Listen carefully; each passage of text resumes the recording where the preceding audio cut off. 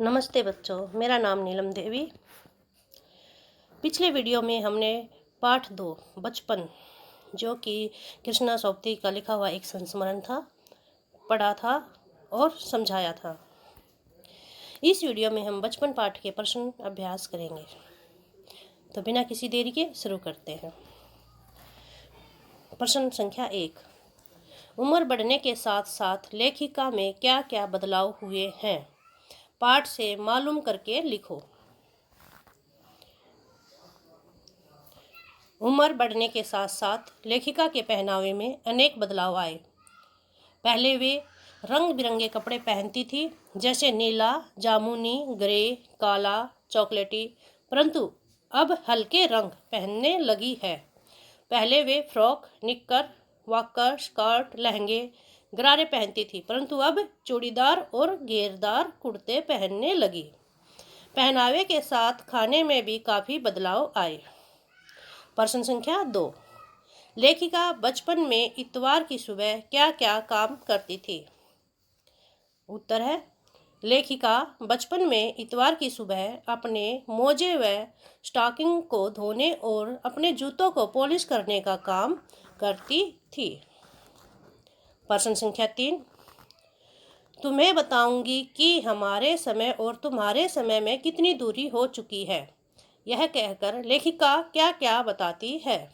उत्तर है, यह कहकर लेखिका उनके और अभी के समय में अंतर स्पष्ट करती है। उस समय मनोरंजन का साधन ग्रामोफोन था, परंतु आज रेडियो और टेलीविज़न ने उसकी जगह ले ली। पहले की कुल्फ़ी अब आइसक्रीम हो गई। कचौड़ी समोसे की जगह अब पेटीज ने ले ली है। सहतूत और फालसे और खसखस के शरबत का स्थान कोका पेप्सी ने ले लिया है। प्रश्न संख्या 4। पाठ से पता करके लिखो कि लेखिका के चश्मा लगाने पर उनके चचेरे भाई उन्हें क्यों छेड़ते थे। उत्तर है, लेखिका ने पहली बार चश्मा लगाया था, इसलिए वो कुछ अजीब सी लग रही थी। उन्हें खुद भी अटपटा सा लग रहा था। इस कारण उनके चचेरे भाई उन्हें छेड़ते थे। प्रश्न संख्या 5। लेखिका बचपन में कौन कौन सी चीज़ें मजा लेकर खाती थी? उनमें से प्रमुख फलों के नाम लिखो। उत्तर है, लेखिका बचपन में चॉकलेट और चने जोर गरम और अनारदाने का चूरन मजा लेकर खाती थी। रसभरी कसमल और काफल उनके प्रिय फल थे। भाषा की बात। बच्चों, ये टॉपिक बहुत ही इम्पोर्टेंट है, व्याकरण से संबंधित है। पढ़ते हैं। प्रश्न नंबर 1।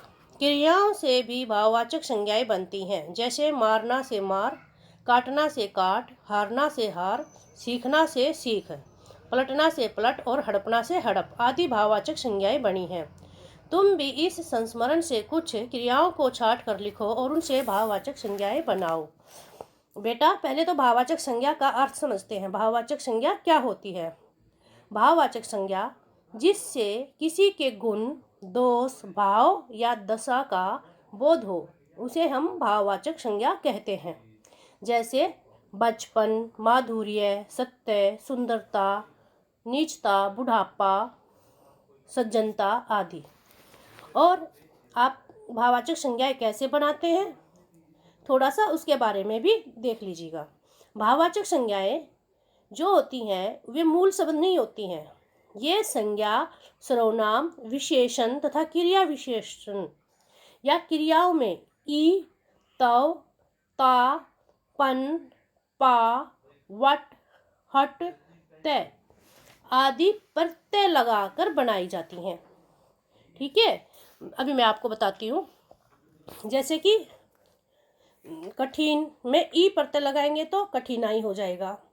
प्रभु में तव प्रत्यय लगाएंगे तो प्रभुत्व हो जाएगा। सुंदर में ता प्रत्यय लगाएंगे तो सुंदरता हो जाएंगे। तो यहाँ पे हमारी जो क्रियाएं हैं उत्तर में, ये देखिएगा, जो क्रिया है एक साइड में भाववाचक संज्ञा है। तो क्रिया के नीचे देखो, चमकना क्या है? क्रिया है। और भाववाचक संज्ञा इसमें हमने आ प्रत्यय हटा दिया है तो चमक हो जाएगा। ठीक है, भागना भाग, बदलना बदल, इसमें ना प्रत्यय लगा हुआ है, देख लीजिएगा आप, क्या लगा हुआ है, ना। खरीदना खरीद, ओढ़ना ओढ़।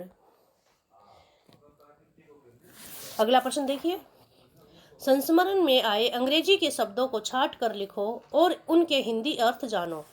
अंग्रेजी शब्द हिंदी अर्थ, फ्रॉक लड़कियों के पहनने का घेरदार झबला, स्कर्ट लड़कियों के पहनने का घेरदार घाघरा, चॉकलेटी रंग कैसा होता है, भूरा, लेमन कलर नींबू जैसा रंग, ट्यूनिक ढीला पोशाक, पॉलिश जूते को चमकाने के लिए जो यूज करते हैं हम, पॉलिश क्रीम, ऑलिव ऑयल जैतून का तेल, कैस्टर ऑयल रेड का तेल, रेड बेटा अरंडी बोलते हैं, अरंडी का तेल होता है ये, ठीक है। ग्रामोफोन गाने सुनने का यंत्र, टेलीविजन दूरदर्शन, आइसक्रीम कुल्फी जैसी, पेटीज कचौड़ी जैसी, ब्राउन ब्रेड भूरे रंग का पाव, चेस्टनट अखरोट का फल या बालूत फल, कन्फेक्शनरी काउंटर मिठाई की दुकान का काउंटर, स्पीड गति।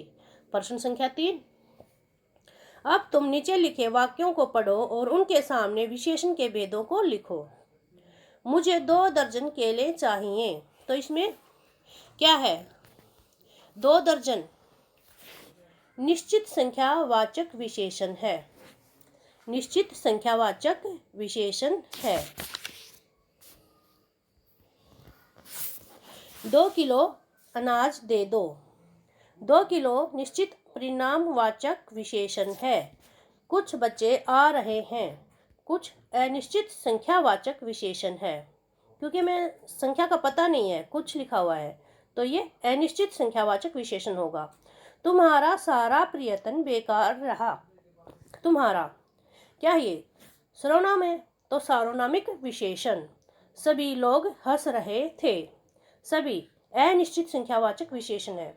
तुम्हारा नाम बहुत सुंदर है, बहुत क्या है, गुण, गुणवाचक विशेषण है, वो उसके गुण के बारे में बता रहा है, सुंदर के गुण के बारे में। कपड़ों में मेरी दिलचस्पियां मेरी मौसी जानती थी, इस वाक्य में रेखांकित शब्द दिलचस्पियां और मौसी संज्ञाओं की विशेषता बता रहे हैं, इसलिए ये सार्वनामिक विशेषण है। सर्वनाम कभी कभी विशेषण का काम भी करते हैं। पाठ में से ऐसे 5 उदाहरण छांट कर लिखो। हमने इसमें विशेषण और सर्वनाम के नाम लिखने हैं। मैं तुमसे कुछ इतनी बड़ी हूँ कि तुम्हारी दादी भी हो सकती हूँ, नानी भी।